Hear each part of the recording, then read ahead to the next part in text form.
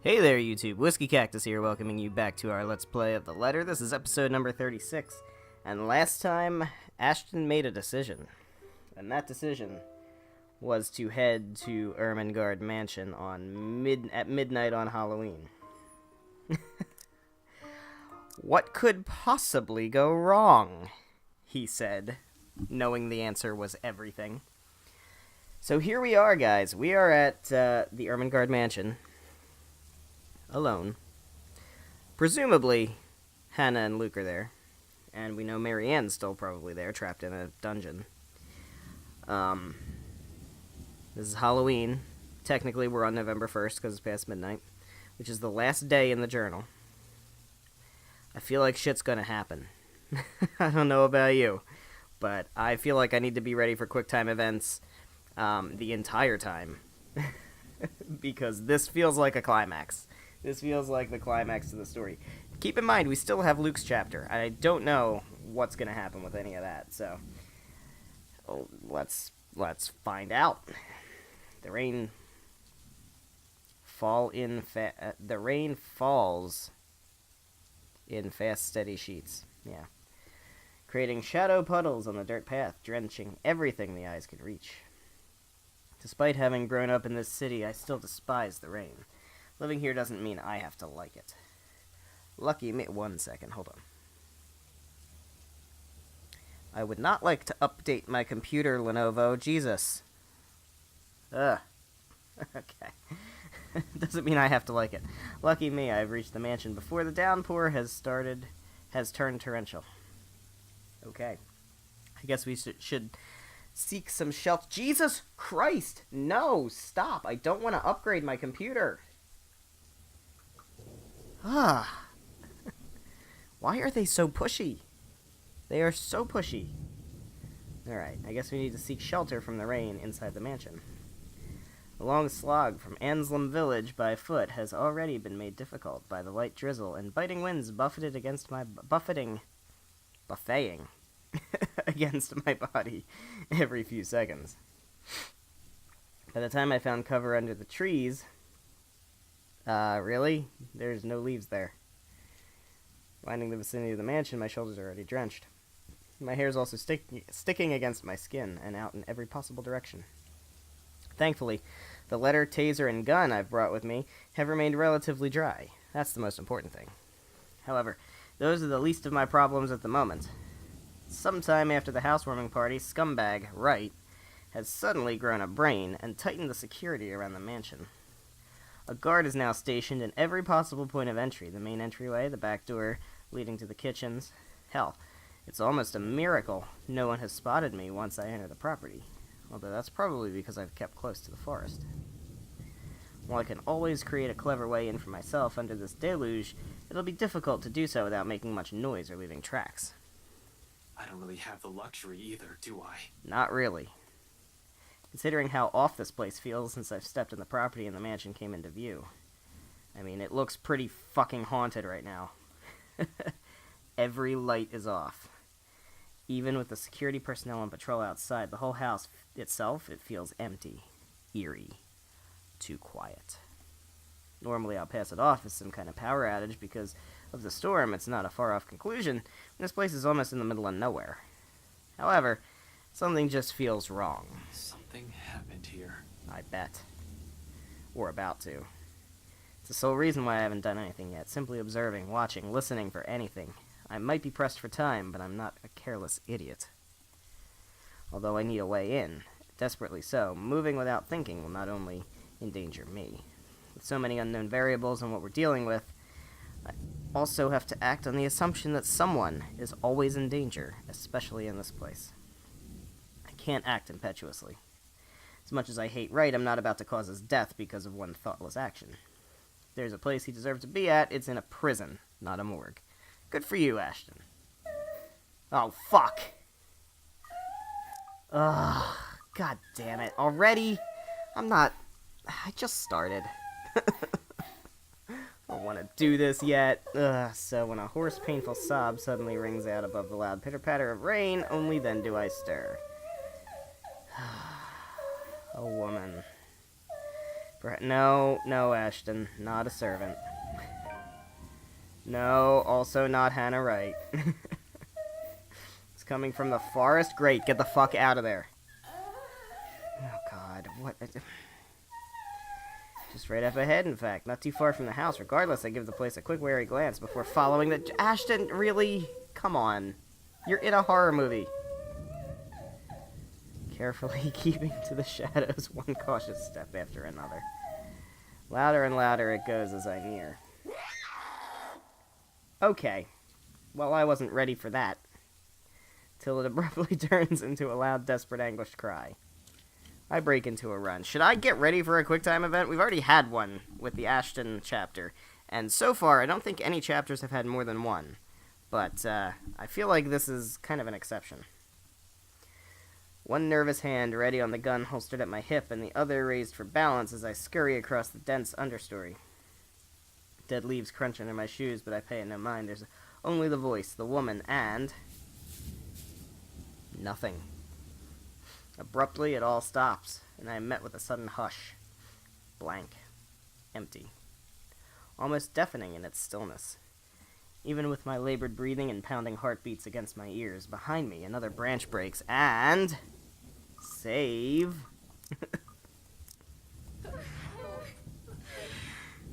Help me. Oh, I don't like this at all. I very much don't like this. This is new. This is a new thing. Dread surges within me while I spin around and take a hard step back, ignoring the chilly pinpricks crawling at the back of my neck. Before I can even meet her eyes, the whole world unexpectedly pitches sideways. Tilting. Am I gonna get trapped? Am I gonna find Marianne? Am I gonna get taken to the dungeons? And tilting till the ground beneath me finally crumbles. My hands fight for purchase, only to meet air.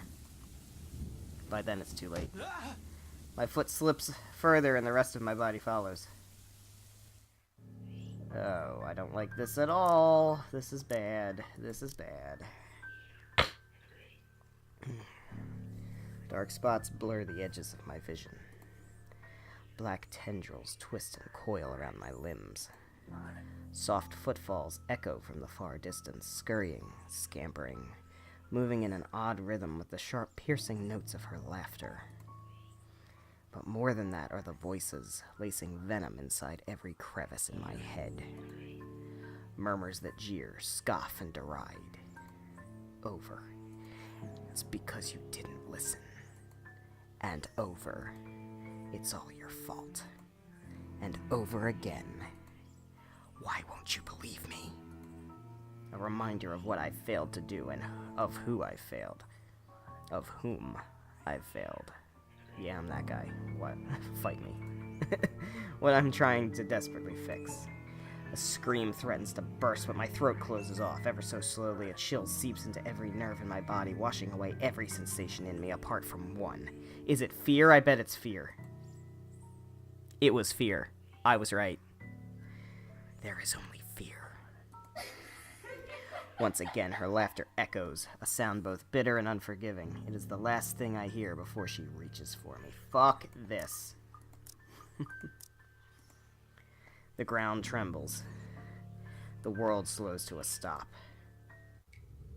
Oh, we are gonna find Marianne! Oh dear. Oh boy.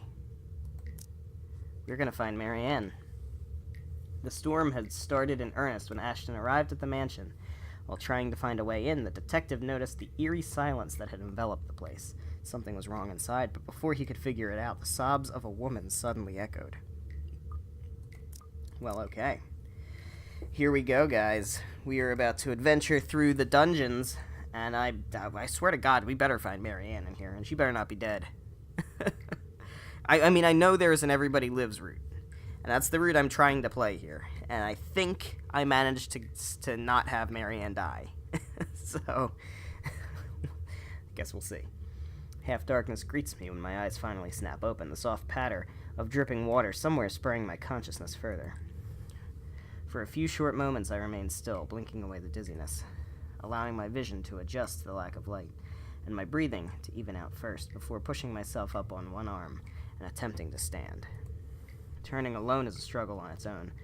An inch of movement sends a stab of sharp pain right up my arms and my back, giving me another pause. Shit. I hope I didn't break anything. Fuck. Yeah, that would be a bad thing to happen when you're inside a fucking dungeon with a ghost. There doesn't seem to be any injury or major fracture, although the whole of my back does feel sore and raw, probably from when I skidded down prior to landing myself here. Comforting thought. The second attempt comes easier later, though no less painful. And by the time I'm back on my feet, the exertion has left me gasping in short, shallow breaths and leaning heavily on the wall nearest to me.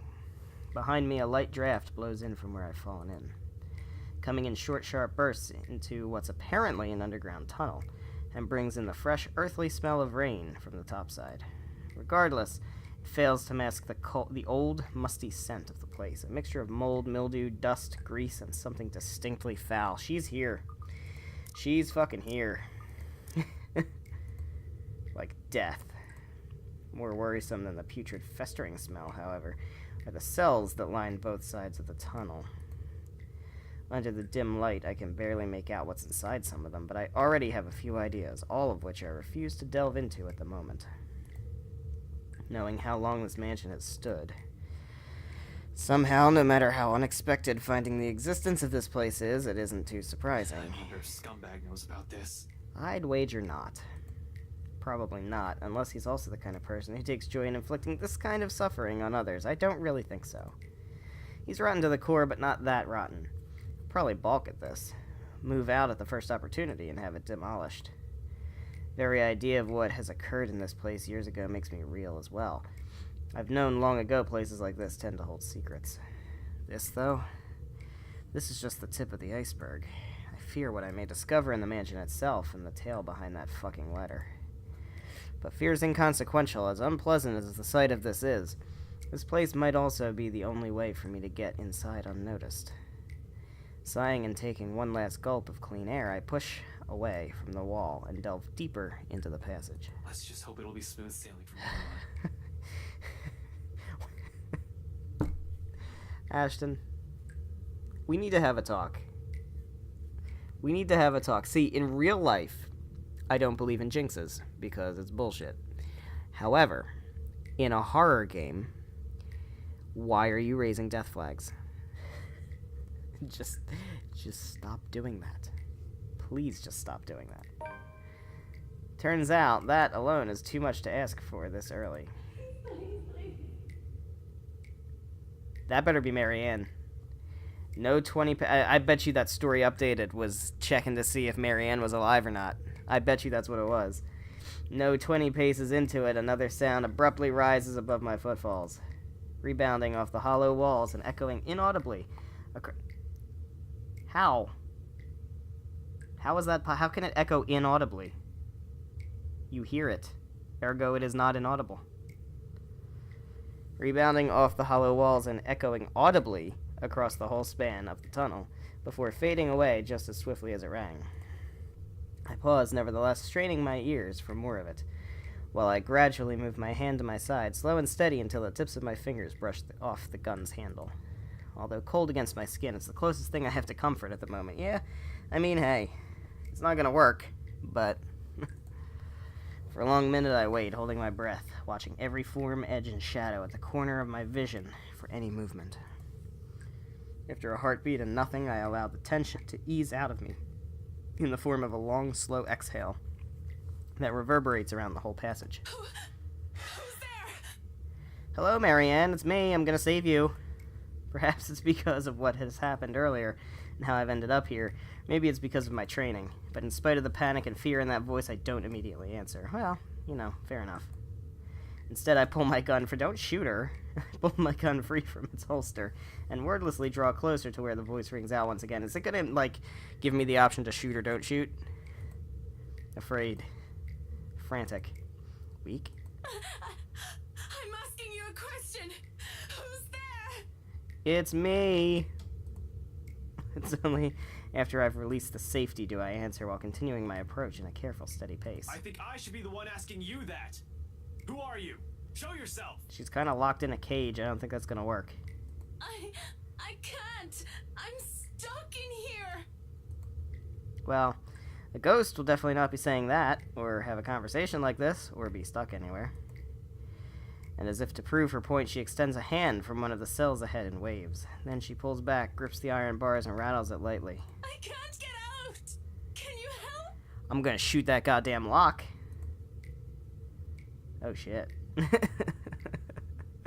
We'll save, just in case. Just in case.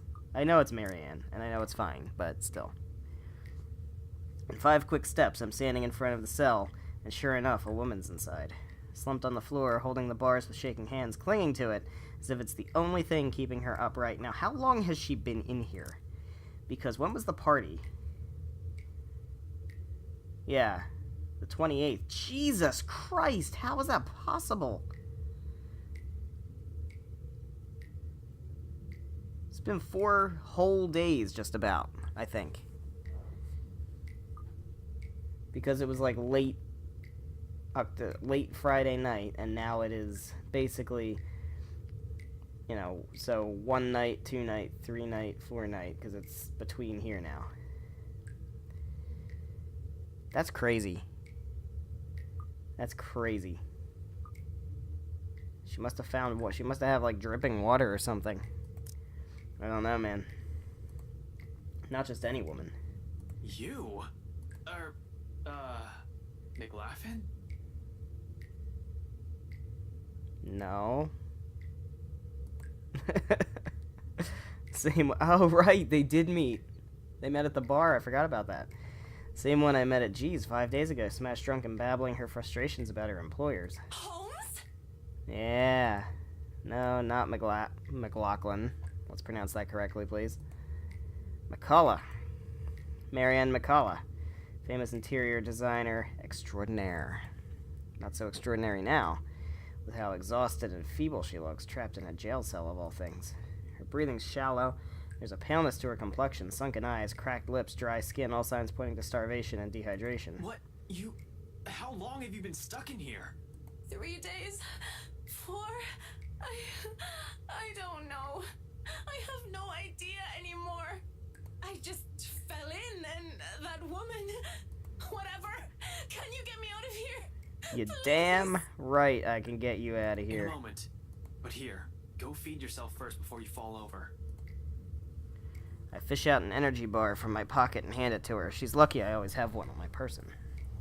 For sudden emergencies or extended stakeouts, a little sugar to keep it going. Yangs.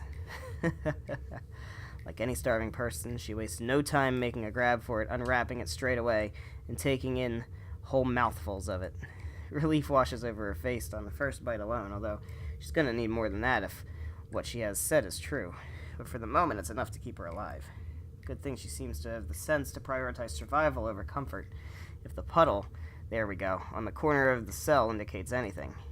Without water, the human body can only survive 3 days. No food, and it'll give an average of 3 weeks. Though even then, it won't be a pretty experience. Granted, some have survived longer than that, and she's still fortunate I found her when I did. Now to get her out. My bobby pins won't be of any use here. Not like I need it. Unlike the ones we have at the precinct, a simple barrel hinge holds the gates to this cell together. Even without any special tools, I'll be able to lift the door and free her. However, with how heavy it seems, I'll need a lever of some sort to help. What are you looking for? Some wood, a 2x4, I guess, a plank or a pipe, anything I can use as a lever. Wait here. The hallway yields nothing but dust, dirt, and a few rusted chains scattered about. While I may find something in one of the open cells, I'm reluctant to check or even step in. We can't have another person trapped in here, however McCullough ended up inside. Well, there's no... My head snaps back to her. McCullough oh jeez, that's a little creepy. McCullough extricates a wooden board from under the mess of hay and twine near her. Without prompting, she slips it through what little space there is between the bars. It's short, but it appears thick and sturdy enough for my intended purpose upon closer inspection. Good enough. I hope. I get to work at once, anchoring the other end of the plank at the base of the door and applying ample force on the other end. It takes a bit of effort, no kidding about the heavy part. Still, a grunt, a gasp, a creak. In a matter of minutes, with a little help from her on the other side, the door eventually lifts off its hinges. It falls to the ground with a loud, ugly metallic thud, but the sound of it puts elation on McCullough's face. She doesn't even ask for help. As soon as she can, she hastily crawls out of the prison she's accidentally found herself in, more than happy to get out of it despite lacking the strength to stand firmly on her feet. Thank you. Thank you so much. Prison break. I'm saving right now. We have done a good thing. Hello there. We have to get you back to Hannah. After the second day, I was so sure I was going to die in there. If you didn't show up, today, I don't even want to think about it. How did you even end up here? Oh, jeez. Have I got a story to tell you? For a second, she appears hesitant, looking away and fumbling awkwardly with her fingers. I was looking for something. Mirror, perhaps? Someone. Yeah. A contemplative expression flickers in her eyes. Something that's close to wistful, like when a person remembers a memory she's fond of. It doesn't last too long, but it still leaves me the impression that I've suddenly walked into something private. Something deeply personal for her. I'd rather not ask. So this whole tunnel, at the end of it, it leads right inside the mansion? The wine cellar. Right into the kitchen, then. There's a door of some sorts. I don't know. I think I pulled or pressed something somewhere. I was in a hurry. And I'm not sure if it'll open from this side. Hell, this place wasn't even in the floor plans. No kidding. It's because it's a fucking dungeon. Pretty sure they don't put dungeons on the floor plan. What do you mean? Does that really matter now? We have to get out of here. People died in this place. Kids! Oh God! Kids! Tell me more about that. I could have shown you, but that thing won't turn back on anymore. Oh dear. It's like it only waited for me to see it before shutting down or something. How long has that thing even been in there? But those poor kids. All because of that thing. Wait, hold on. What are you talking about right now? Something really, really fucking important. The bloody letter! Oh, there it is. Ever since I've read that thing, since that day at the open house, she won't leave me. But it should be fine now, right? I broke it. I broke all of it. She shouldn't be able to do anything now. Yeah, bad news. Nicola, one at a time. It's all that fucking paper's fault. Oh God. Oh God. Dear Lord in St. Adelaide, bless those poor souls. We're not safe here. We need to leave. If we stay here any longer. Nicola! Abruptly, she stops. Looks back at me with wild, panic-stricken eyes. I've seen enough of it so many times these past few days, from my own friends, even. To know she has seen things, the kind that'll easily make any person go mad. And perhaps we slowly are. The longer this takes, the faster our descent into it becomes. I can't even tell which one's worse, death or this. Probably death. Seems like no matter what we end up with, there'll be something horrible waiting for us. I need to hurry. Listen, I need to get inside this place, and you're more familiar with its layout. If you can help me... What? No! Why would I go back? Are you sure you haven't gotten raving mad yet? An exit's right here. And this business with the letter has to end at some point. Look, I know you're not very fond of Luke Wright. Damn right I'm not. Story updated. I bet that checks whether we fucked him or not. He can just go. But are you really sure you want to leave him like this? And what about his wife? Check to see if Hannah's still alive. It strikes a chord.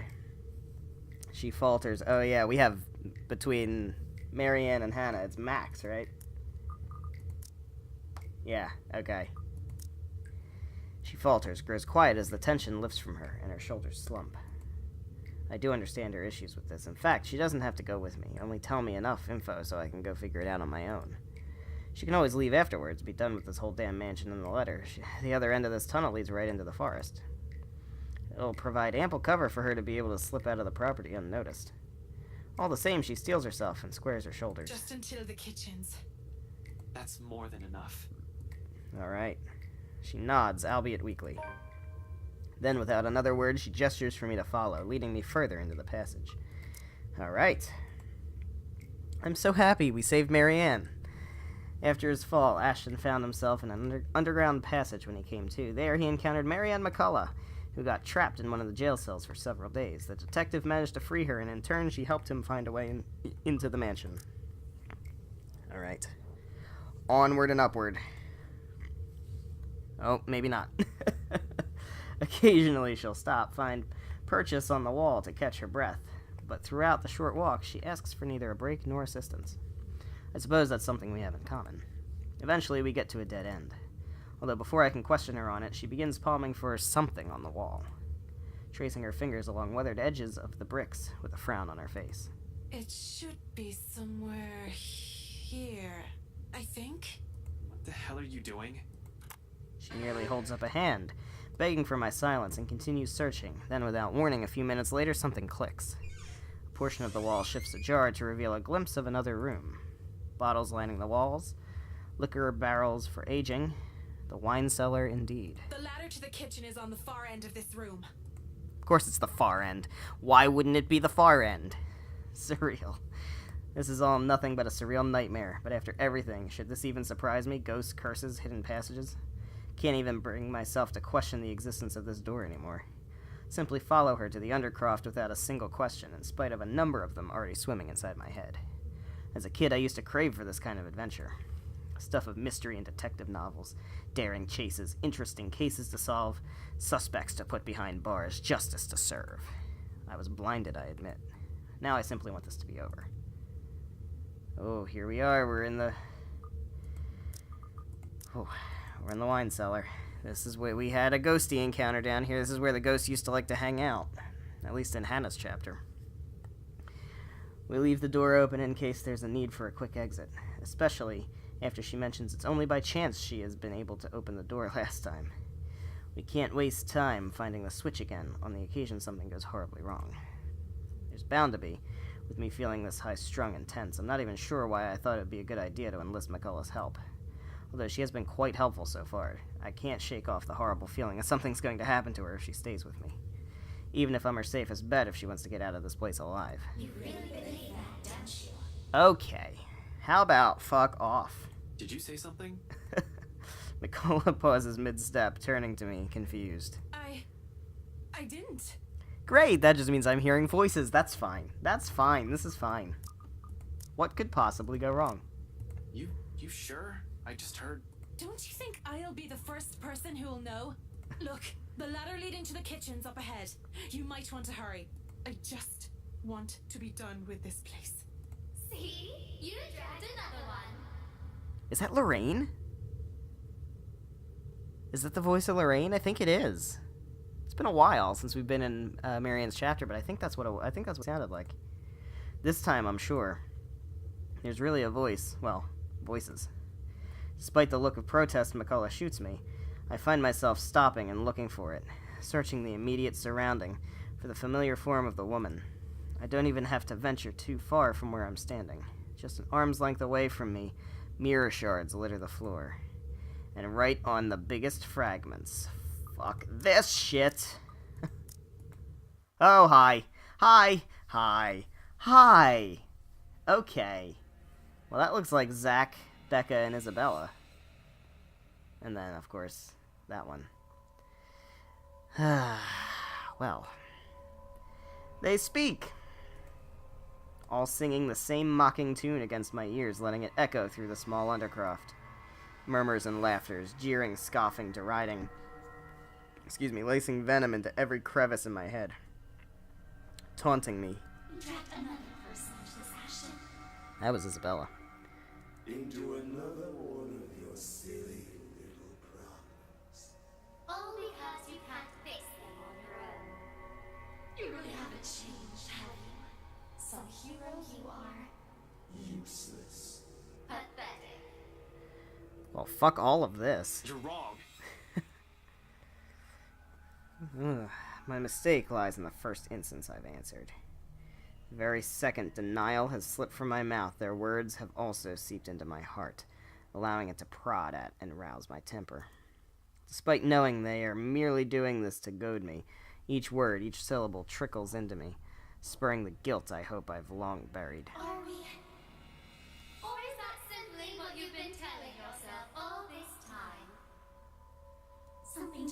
yourself feel better, perhaps? You're the one who took that letter off Isabella's hand that day. You're the one who opened it. Oh dear. How does it feel, I wonder, to know you're responsible for all of this? What do you think I'm doing? Why do you think I'm still trying to fix this? Oh, but you can't. It's already too late. And you know that. You know all of this is futile. Just face it, Ashton Frey. You're a failure, and they are the ones who have to pay for it. This is getting real, man. A badge and a gun, and you still can't protect your own friends. Can't even solve the case for an old man. Can't even bring right to justice. Can't even keep his own family together. No wonder they left you. Before you do the same thing to them. Oh shit, man. What, like, are we gonna just sit here and, like, listen to this forever? Mom and Dad are better off without little old you, aren't they? It's a good thing they had the sense. Pitiful, isn't it? Some detective you are. Some friend you are. Some son you are. Okay, I've had about enough of this shit. You might as well just throw that rank away.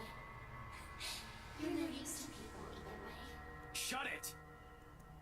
I hate this. I hate how this monster can easily get through to me. Every weakness, every insecurity it knows. To hear it said in my friends' voices, even more so. But what I hate above all of it is...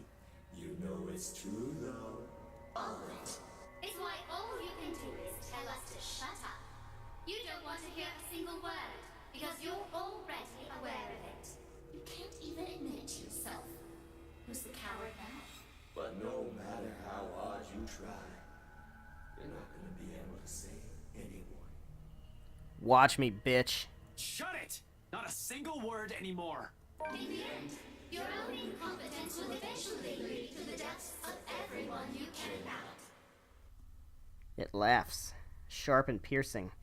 At its sound, something in me snaps, a rage hastily unfurling, red filling my vision, and the next thing I know, I'm raising my hand and...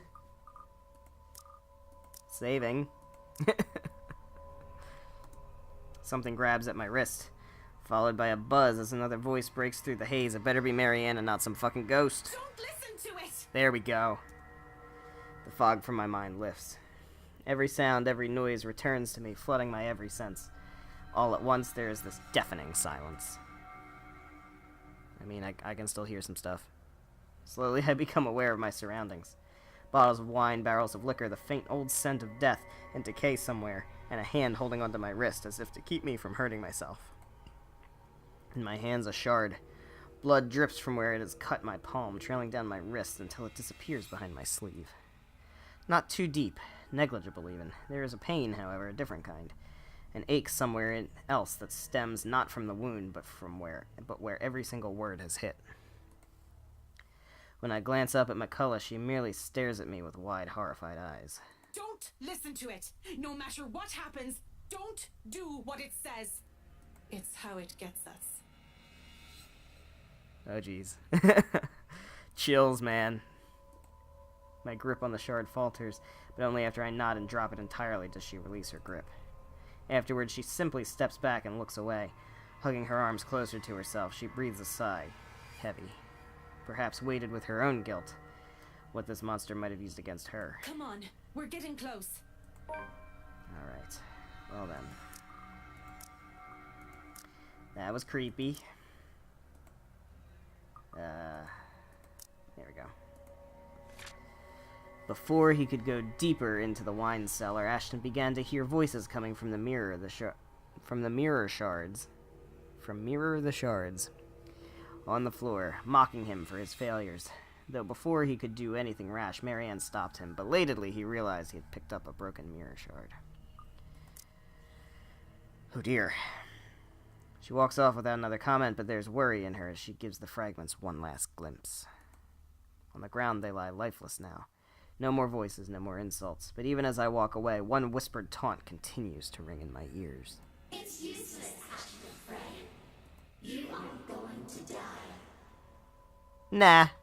And you are going to die alone.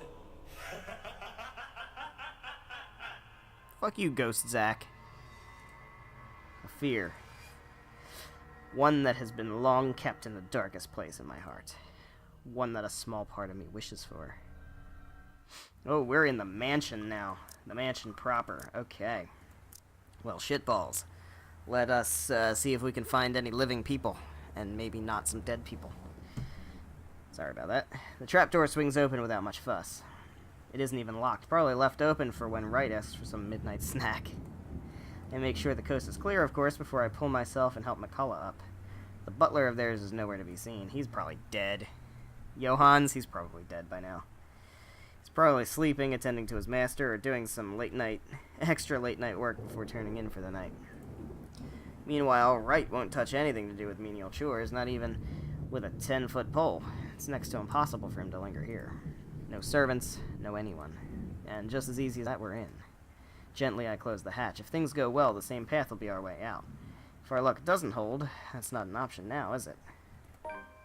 I have people waiting for me. I really don't want to think what might happen. Sometimes, it's best if we simply revel in the little victories. They're great blessings when everything else is going up against you. And in a place like this, fraught with unknown dangers, it's a feeling that lasts only but a second. Suddenly, a sob. Fuck! It is just not gonna let up, is it? It is just not gonna let up. Ringing out from some distant part of the house, echoing through its empty halls.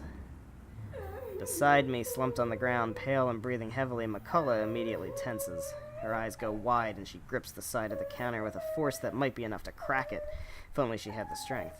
As it is, she can barely stand. She hasn't fully recovered. It makes sense of the 3 or more days without proper food or water. And it's this weakness that puts the fear in her eyes. She's aware. If something happens, if there's a need to run, she won't be able to. She's a liability at this point. Holmes, I really don't think going any further is a good idea. Hey, I just have to outrun you. I don't have to outrun the ghost. Look at this place. Everything seems fine. Nothing's off. Maybe we should just go? I really don't like the sound of that. Yeah, well, I mean... You really don't have to come with me. Just until the kitchen, yeah? We're already here. You've done your part. From here on, I'm going on my own. Yes, I said that, but... Can you even stand? She doesn't answer. You'll only be putting yourself in more danger if you follow after me. You have an easy way out of here. Stay here. Once you're okay, I need you to get yourself out of this place. What? I'm not going to leave you. Well, I'm not taking you with me either, lady. So it's here or out there. You really are mad, aren't you? Indeed, we've had this discussion with every character, just about. Probably all will be, if no one fixes this little curse problem we have. You think you'll find something in here? This is just a mansion, for God's sake. Maybe. It's worth a shot. Besides, if what we're hearing right now says anything, I'd say scumbags. Who? Right. He might be knee-deep in trouble and he has no idea about it. McCullough still appears as if she's about to argue. So instead of more words, I unholster my taser and hand it to her. Nice looking taser you got there. Standard issue for every member of Luxborn Police Force, but it shouldn't take a genius to know how to aim and fire one. Even Isabella may just be able to use it without training. Yet Miss Interior Designer Extraordinaire stares at it as if I've just handed her something particularly nasty. Listen, you want to wait? Fine. I'm leaving this with you. But if I don't come back here within 15 minutes, I want you to backtrack and get the hell out of here. Are you daft, Holmes? I already told you. In case something goes wrong, I need someone who can tell people what's going on. Who can tell my friends what might have happened here. They're at the crawl. You know the place, right? I trail off, letting the meaning of my words hang in the air. I want to be optimistic about this, really. However, I'm going against something almost everyone can't quite understand. I'm just being realistic with my chances. McCullough seems to understand this as well, after what I've said. Any sign of protest has already died from her tongue, and she simply looks at the taser quietly. After a moment, she just nods.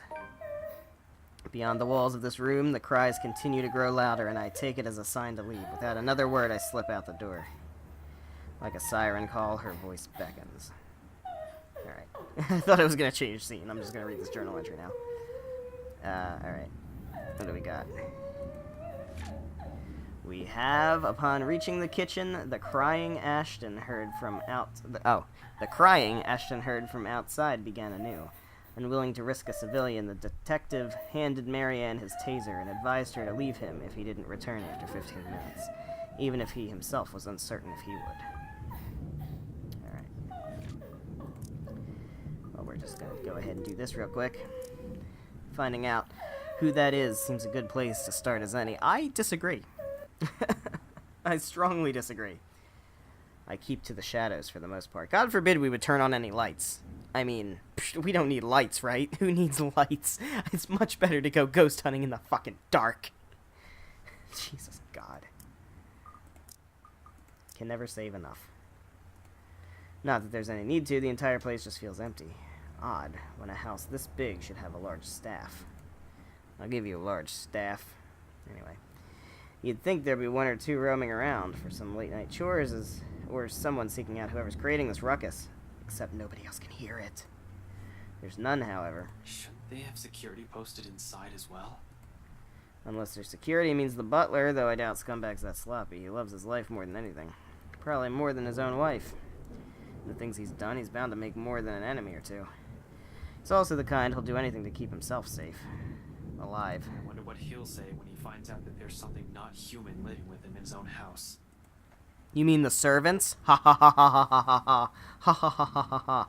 Potential dangers aside, being on my own grants me a greater degree of mobility, which I'm more than comfortable with. Sure, I could have enlisted McCullough's help. Next to the people who own this, she's probably the one who's most familiar with the mansion. But the cons of bringing her outweigh the pros. She's better off somewhere at quick exits in sight. With no tag along, I only have to worry about myself, watch my back. Selfish, I know. Necessary. In the same manner this whole plan is, no matter how idiotic going into this is. Besides, I don't really need a guide when the house's layout is fairly simple, almost mirrored with only a few modifications in the rooms. Although, I've only been here once, I think I already have a good grasp of this place ins and outs. As though you can tell which is east and west, it shouldn't be hard to find my way around. As long as you can tell. I knew something was weird about that. As long as you can tell which is east and west. After the dining room, the main foyer should be the next thing that greets me, where the woman's cries are leading me. Great! Honestly, after what happened outside, I'm not even sure if I should be trusting what I'm hearing.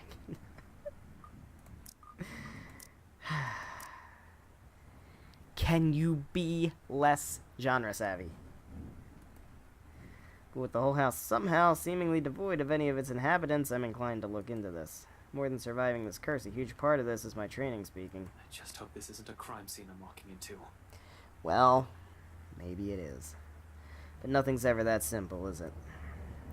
Not when you're dealing with the supernatural, nope. You talk as if you have believed in the supernatural for longer than 3 days. Because as soon as my feet cross to the next room, something shifts. Oh, great! Great. This is fine. This is fine. Guys, I'm going to be a giant asshole. And I'm going to leave the episode here, so thank you guys so much for watching. If you enjoyed this episode, please be sure to leave a like and a comment down below.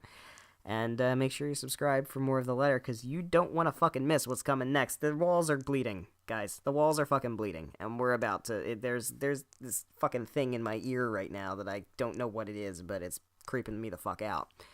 And, shit's about to go down. Shit's been going down. It's about to go down even more. So I hope you tune in for the next episode, where I hope maybe someday we'll get to the end of Ashton's chapter and maybe get to some kind of climax for this story. But we still have to find Luke and Hannah, and I'm sure they're in here somewhere. So thank you guys. I will see you in the next episode. Goodbye.